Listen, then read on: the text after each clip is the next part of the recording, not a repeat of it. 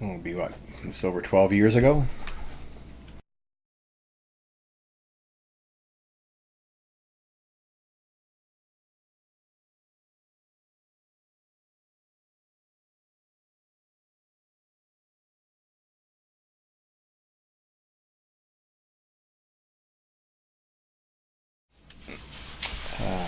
My family doctor did an update on my health status and checked family history, and it was mentioned that my dad had prostate cancer, so he thought it would be a good idea to get the blood test.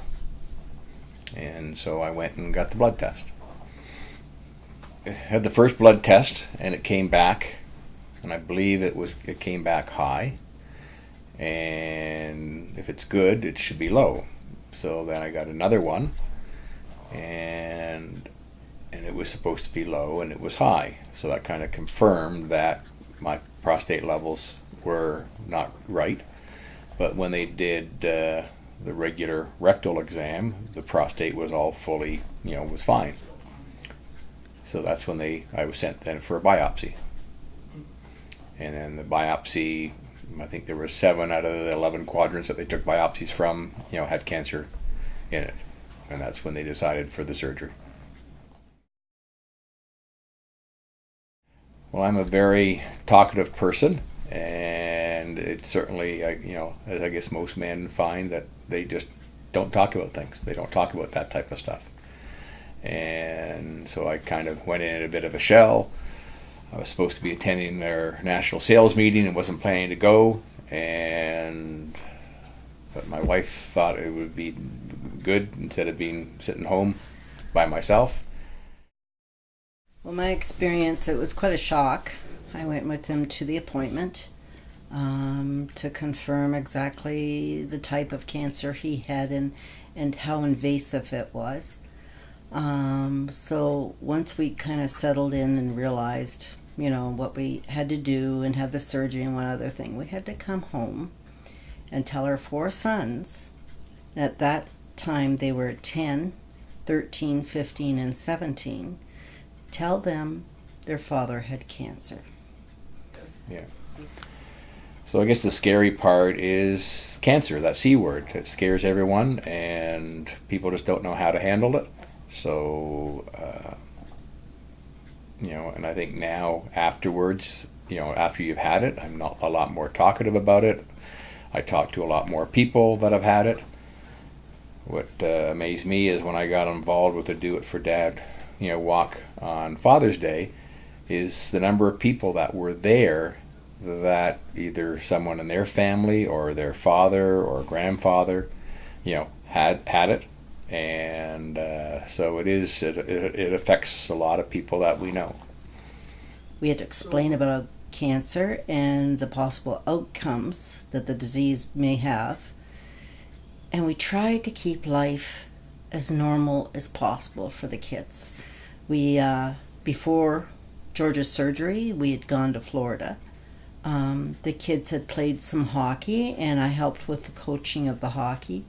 We still went places. We still did things so that the kids could realize that life went on, even if you were if you ever experienced bad news. Yes, as you can see, I've always grown a mustache in November. And there's different donations that you can do online for it. Especially throughout November. And a lot of emails come through the prostate cancer organization. I just think for the fact that you urinate a lot more, because you don't have that prostate muscle. I guess you're more conscious of getting sick and that because you're maybe more immune depressed. So I gotta make sure I get my flu shot and things like that. I'm more health conscious, eating healthy and living day to day. Yeah, there's a lot of advertising out there about it. I mean, I was diagnosed at a younger age than the majority of people. Like I was diagnosed probably in my mid 40s, which is probably a young age. But all it is when you get your yearly physical, just having that box checked for a prostate test, and then you know. Or it's not always 100%, but at least it gets you on the right path. It depends. I don't think I've heard it advertised on the radio or TV as much this year as even last year. Are people as aware of it?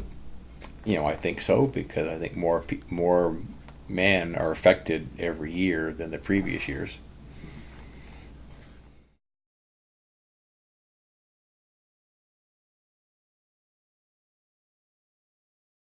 Well, I know my husband, after the surgery, he came home, and within a few days we noticed that he did have an infection, and we had to take him back to the hospital, and he was in considerable pain. And I know my boys just weren't used of their dad being in that much pain and experience that kind of weakness. But I think it gave them more insight too, that it is okay to express your feelings when you're unwell or trying circumstances come in life. It was certainly a learning experience. Thank you. You're welcome.